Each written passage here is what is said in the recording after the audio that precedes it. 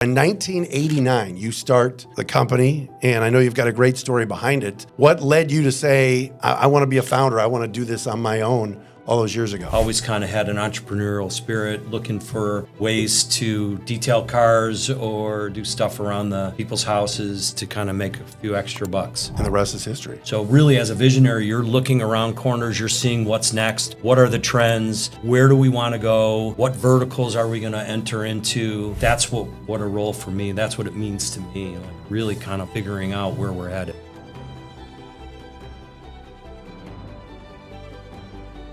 And we're back, everybody, with another episode of the Freedom First Pathway podcast. Matt Derry with you from FFP. Great to have you along with us on this episode today. Ivan Katz joining us from Great Lakes Landscape Design, a longtime business owner that is a founder-led operation since 1989. And of course, at Freedom First Pathway, we work with great owners like Ivan, kind of helping you align your life, wealth, and business all in one place, on single point of coordinated accountability. Ivan, great to see you. Welcome to the program. Thanks for having me, man. I really appreciate it.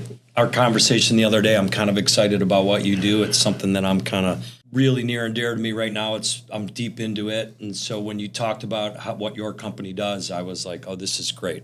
How can I help? I appreciate that. It's great to see you, my friend. 1989, you start the company, and I know you've got a great story behind it. What led you to say, I want to be a founder, I want to do this on my own all those years ago? Oh, well, I graduated college, went and traveled for 3 months through Western Europe, and essentially I didn't have a job. So I came back from my travels, had an amazing time, and said, well, I have no job, I have no prospects, really don't want to wear a suit and tie. What else can I do? I had been working for a woman doing landscape installations for annual flowers at commercial properties, and I said, I think I'm just going to try this. Always kind of had an entrepreneurial spirit, looking for ways to detail cars or do stuff around the people's houses to kind of make a few extra bucks. And the rest is history. Well, then it became real because I had to support myself. So, it started off doing that, and then also bartending and waiting tables to be able to support myself. And, that's how I got the business started back in '89. When you think about a founder-led business, it does start, like you said, with that beginning. Did you ever feel like, man, in 30 years or whatever, I'm going to have 60 people working for me? The short answer is no, but I think what I tell people now is when you build your business, actually build it with the end in mind. Like, where do you think that you can take it? I always just thought in terms of how much money am I going to make? And really, that's not what it's about for me. That's not what it became, but it's what will it be? I didn't see it coming. I walk through my facility now and I'm kind of like, I talked to my father who passed away in 2012 and say, if only you could see this, like, I can't even believe this is where I'm at and this is what I've accomplished, and the sky's the limit. And really, I say I accomplished, but the truth is it's what we've accomplished as a team. How do you build a business? If you were to, talk to somebody a lot younger than you and me, what advice would you give? How did you do it? And were there steps along the way where you're like, man, I really did that well, or I kind of screwed that up? Oh, I've screwed a lot up. So that's one way. That's like, you go to college, you pay tuition, the mistakes are your tuition to business. I think you got to be brave. I think you got to be willing to take risks. I think you have to be willing to make those mistakes, and no matter what they cost, it's the expense of learning. So really, it's an investment in your future. I think that where you're going and how you're going to get there, those are all roadmaps that can be created. I think that, we knew what we wanted to do in terms of a service. We were working for people outdoors, and what were the different ways that we can leverage it. So I think that knowing, and most importantly, like, it's people. So you can figure things out. I could figure out how to run a mower. I could figure out which brand of mower I preferred over the other one. You can go do research. You can go to the, your providers, your service providers, and check them out. And now with the internet, I didn't have all that at my disposal. That didn't even exist. So it was in person, going to seminars, going to different places and kind of learning and just kind of creating a roadmap to getting to where you want to go. Ivan Katz with us, Great Lakes Landscape Design owner, and as he put it on his website as well, and visionary. I want to ask you about that in a second, but first, just the company as a whole. Plug it. I mean, what separates you guys from everybody else that's doing what you do? So we are a design, build, and maintenance firm that also does snow removal in the wintertime. What sets us apart, I believe, is our culture and our people. We employ all our people year round. So that's something that really, really sets us apart in our industry. Our employees work, 12 months out of the year. They do snow removal in the winter. And so we guarantee them hours regardless of whether it snows or not, because in Michigan, it's just not as dependable as maybe, say, certain parts of Alaska. So we work on that. We work a lot on training. So we're training our employees, which really adds to longevity in our employees and our staff and retention.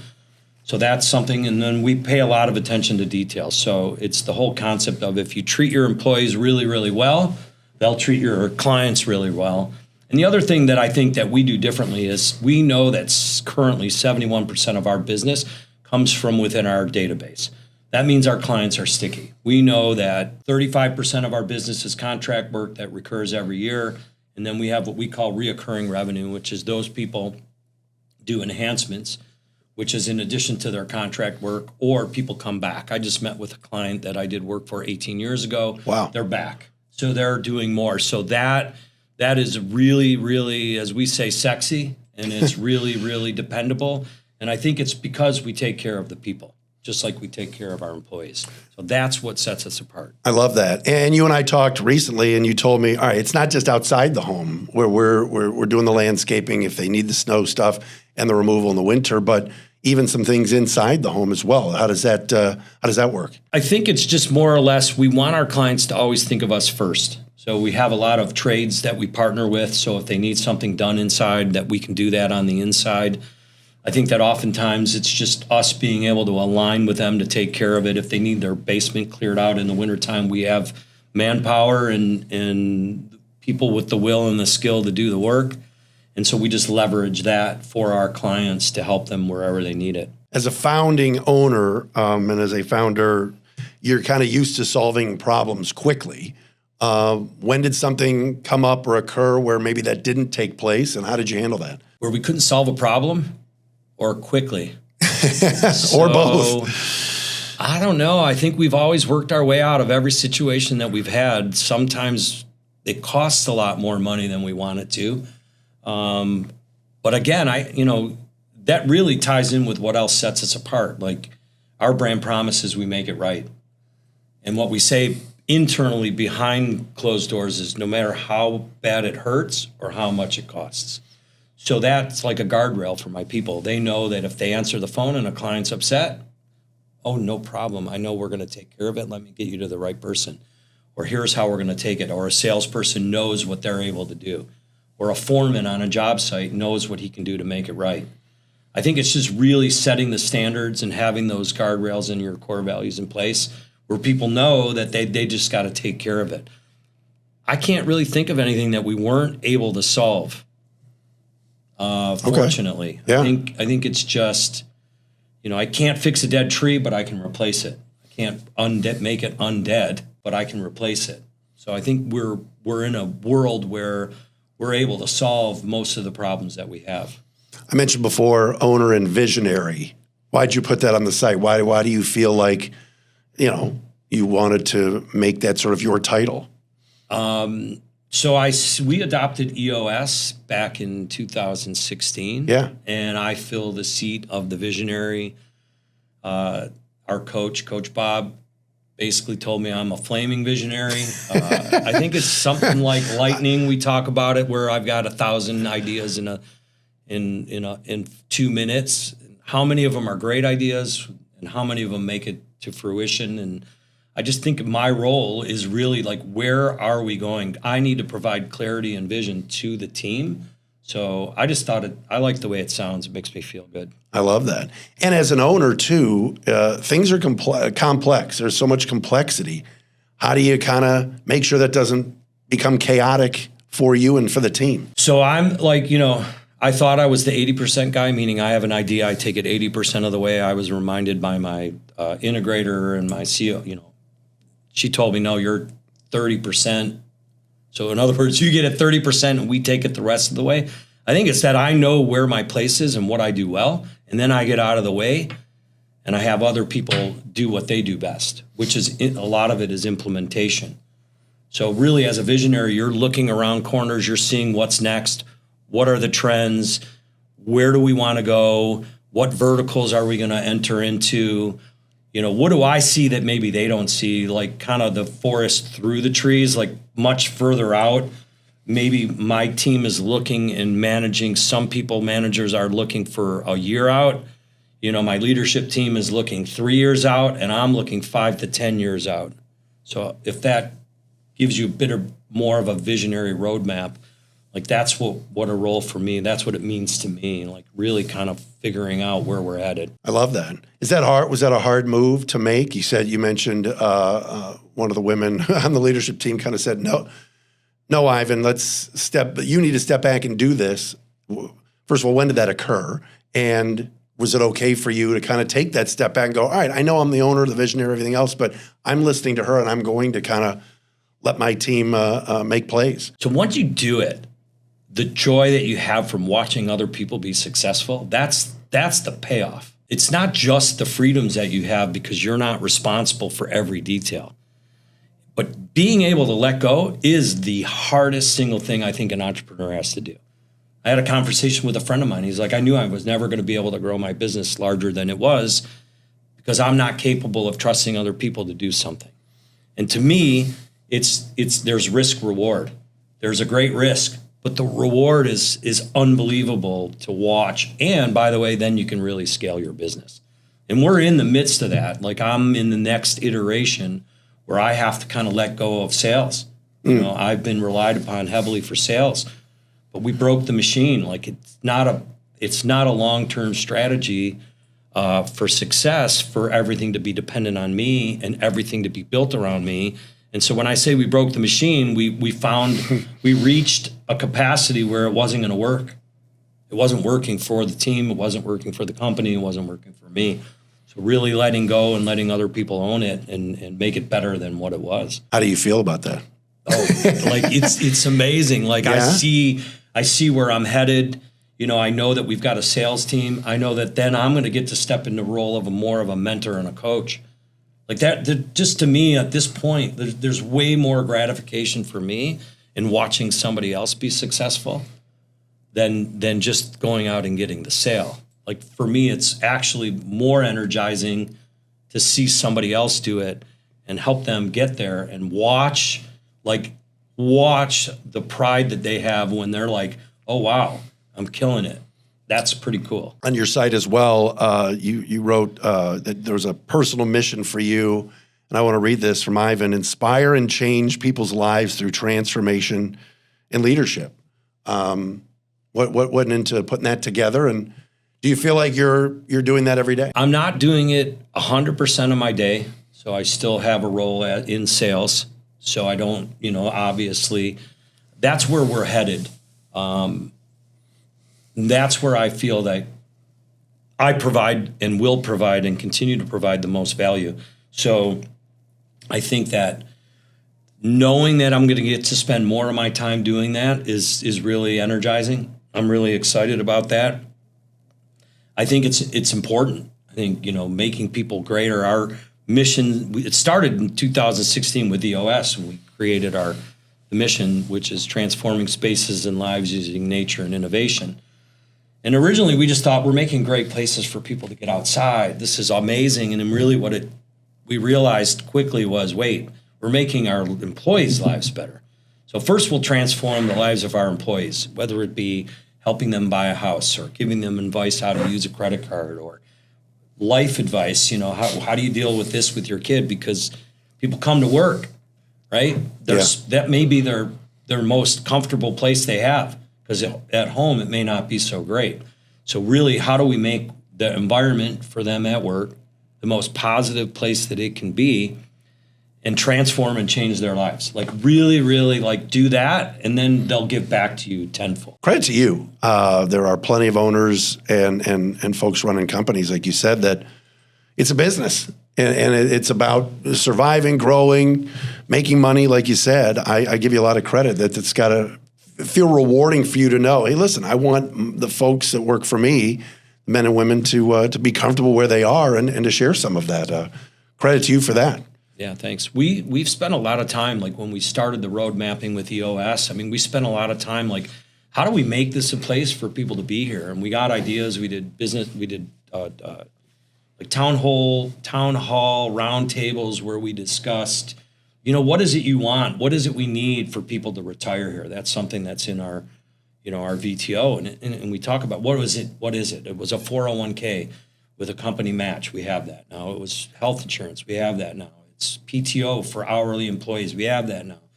We have paid holidays for employees. We have that now. Paid uniforms. We have all that. So everything that we identified, we did. But at the same time, everybody understood, because we're open book, how do we pay for it? Yeah. Nobody said we're going to do it and not figured out how to pay for it. So everybody has a price to pay, right? You want to get that. How do we pay for it? We got to figure that out.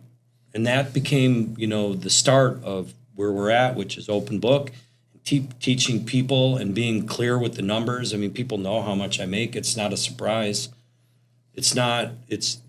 People are afraid to do that. People are like, oh, that's all he makes. I want him to make more. He should make more. It's not disproportionate. I win when the company wins. Everybody wins when the company wins. We have profit sharing now, and we're teaching people, even the guys in the field, how do they affect the P&L? Like, how is their daily hours, right? You go out and you do a job, it's 1,000 hours.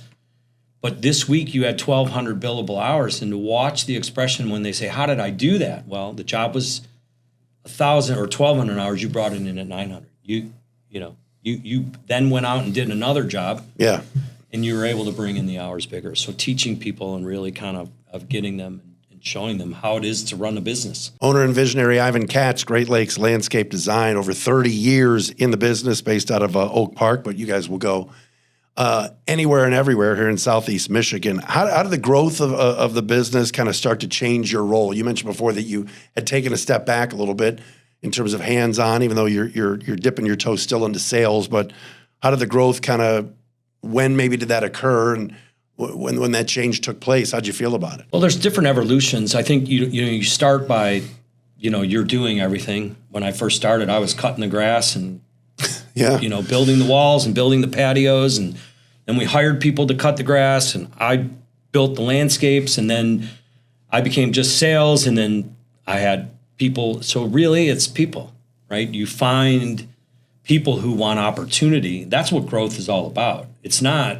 just for the bottom line, because you got to be able to make money in order to do all these things you want to do, but it's giving people opportunities, because people ultimately want growth. That's another thing that sets us apart. We have career paths for people. We have people that can go from a general laborer to a number 2, which means they're the second in command to the foreman. Then they can become a foreman. Then they have a path to become a production manager, and then ultimately as the company levels up, we have future organizational charts that they can see, in a couple years when they add more crews, they're going to need another production manager. That's an opportunity for me. What is it going to take? We're creating these programs to help them understand what it's going to take. So a lot of times as you're building your business, you have to ask yourself, if I could take 5 things off my plate, that's 5 things now I have to hire for that position for those 5 things. Now, because I'm not doing those 5 things, I can elevate myself. So It started with, if I'm not designing and I'm not invoicing and I'm not collecting money, I can sell more, and that's where it started, right? So it started with that, and then I was selling a lot more, and then it became, okay, I can't sell and manage, so I got a production manager who manages 5 crews. Now, I don't have to be at the job sites. I just created an increase in the amount of my time. So it's really highest and best use of your time and figuring out what that person is and somebody that has a skill set that will do the job better than you. If your ego is so big that you don't think anyone can do it better than you, that's a problem. I think that's a limiter for people. Sure. I think it governs how large you can grow your business. You and I are in the Excel networking group together, so we're around other entrepreneurs, and I know you have conversations with a lot of great people as a really good networker that you are, Ivan. What are you hearing out there in the marketplace, maybe even from some of your competitors? Because it sounds like, hey, I know how to build this thing and scale this thing now, and we've got a great culture, but here in 2026, with everything we've been through, what are you hearing from other owners and that they're struggling with? So I'm part of a national peer group for landscape contractors. And right now, I'd say overall lead flow's up.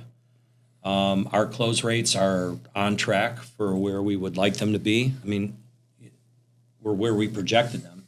We'd always like them to be higher. Sure. I think there's a lot of interest. A lot of people that told us at the end of 25, on the 25 third quarter for us was a bust.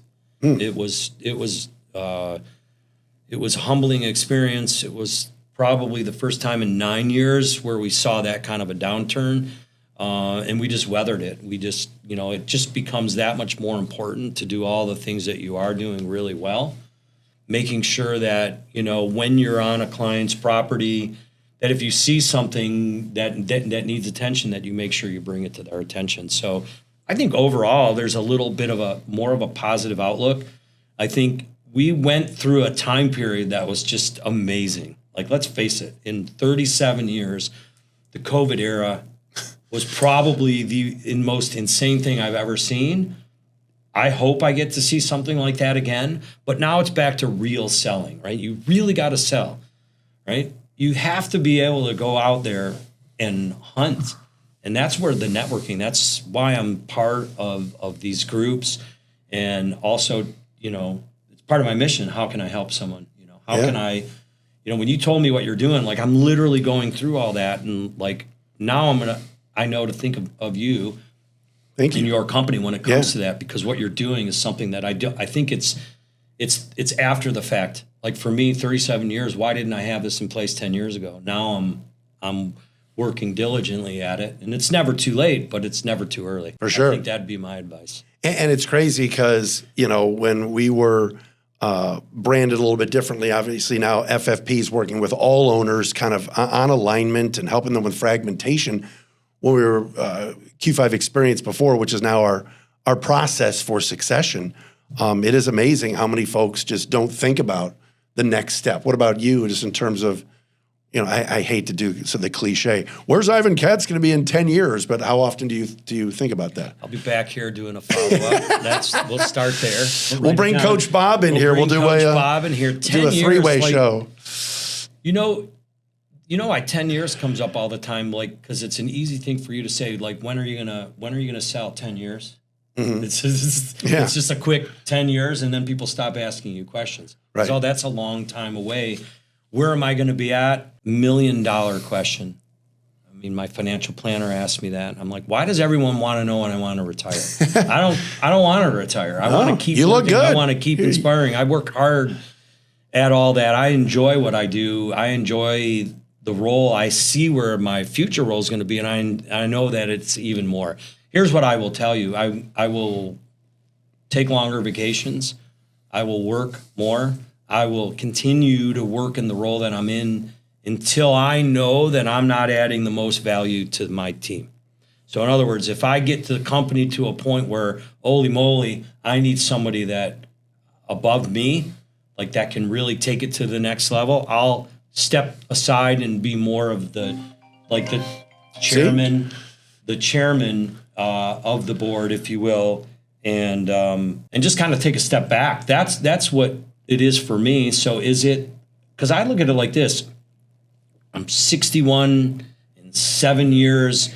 If I'm only working a couple days a week, or I go away a month at a time, and I have the freedom to do what I need, and the role for me is strictly as a cheerleader, a coach, and a mentor, and I can add value that way, that's a pretty easy way. It's almost like retiring in place. So, like, gun to my head, I got to give you an answer. That's my answer. I'm going to retire. I'm going to retire in place. But Yeah, I still love what I do. I still get up every morning early and get after it and really enjoy it. Yeah. You mentioned COVID before. I didn't think we would go down this path and use the COVID reference, but people did want to be outside. So you talk a lot about nature. So people were calling. That's not that that's a surprise, but tell me about that year or maybe year plus where, right? What motivated people to do that? Well, it was probably one of the single most enlightening things for our industry. Like it was industry wide. Okay. We were considered to be what was the term? Well, you were allowed to. Nationally, not in Michigan. In Michigan, we had to. We were the only in the peer group. Our state of Michigan was not. We were not essential. Deemed essential. Even though federally it was essential, and we were not here, so we had to. Like, if you did go out and work, like people were blasting you on social media. We followed the guidelines that were set. We didn't agree with them, but we followed them. Ultimately, once everyone did it, remember, people were working from home. Yeah. And then people wanted to be outside because they don't want to be stuck inside. Sure. So what we found really quickly was that people realized what we've been telling them for 30 some odd years, get outside. Yeah. Like being outside in nature. Like I ended up in a business in an industry, and then even a lot of my hobbies are outside because that's where I feel my best, out in the sun, out in the fresh air, enjoying nature, and for everything that its beauties and its flaws, even though people think it should be perfect, it's not meant to be. It's nature. And that was it. It was. I mean, it was amazing, So people were spending a lot of time. They were working from home. They were out in their backyards. They were watching what we were doing. They were seeing what we were doing, and that presents itself with its own challenges, because people were working from home, so they're literally managing every move you make. But overall, it was a big positive. I love it. I think that, like you said, and to the point, what you said earlier, if you have a good reputation. Might not be. I mean, I like your logo on your shirt here, but it's not all about that, right? It's just about word of mouth. You said you've got a lot of retention, and people remember, and they tell their friends about you. Right. You'll take that. Yeah, that's critical. I mean, that to me is like that's one of the most important things for me is my reputation and the reputation of the company. So not only mine personally, but protecting the reputation of the company and the team. I mean, it makes their jobs that much easier. When the guy answering the phone has an irate customer and he knows that all he has to say is, don't worry, we're going to make it right. And he knows we're going to back him up. That's pretty powerful. And I think that's what's really lent to us. 37 years is a long time in business. Yeah. Well, congratulations, my friend. I mean, like you said, 37 years, going back to 89. You started with you, and now you got 60 people working for you. You're doing something right. But always great to see you, Ivan. Thanks for checking in with us. Yep. Thanks for having us. You got it. There he is, Ivan Katz with us, owner and visionary, like we said, of Great Lakes Landscape Design, based out of Oak Park, but they are everywhere here in Southeast Michigan, doing a great job for their people. Matt Derry with you. This has been another episode of the Freedom First Pathway podcast. Easy for me to say. Remember, with FFP, we want to help you on a journey to discover what is possible for you.